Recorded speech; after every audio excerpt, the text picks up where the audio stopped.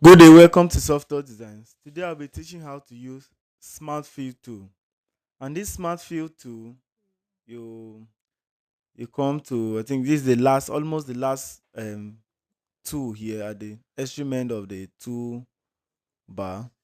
Select it, you see the Smart Fill tool here. Click on it, and then before then you select any ellipse of your choice like this, and then you can duplicate by pressing shift on your keyboard to duplicate, then press right click here, and then you can click on it, they'll duplicate again, or you can say copy and paste and then move to the other side. So using this smart fill tool, meaning that you want to fill up these spaces in between here, want to fill up these spaces, sorry, want to fill up here, fill here, fill here, fill here, fill here, fill here, and here, to make them a distinct shape. The meaning of smart fill tool, you want to make it a distinct shape on its own.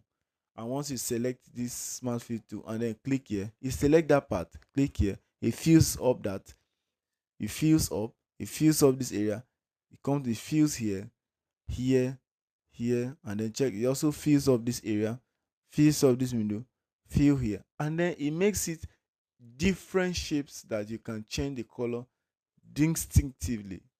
Here you can change to any color of your choice and make change to any color of your choice. That is the use of smart fill tool.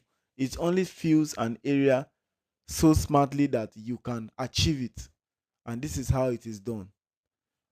And then let's delete this particular one. Let's use the rectangle, copy and paste, copy and paste, copy and paste, and then let's say, okay, let's make some rectangles cross each other. Let them cross here, let them cross here, and then you want to get smart. Okay, let's select this one to join here. Then if you are trying to use smart fill tool here, select the smart fill tool, click, you see how it selects smartly in those particular areas, giving it an extreme excellent boxes.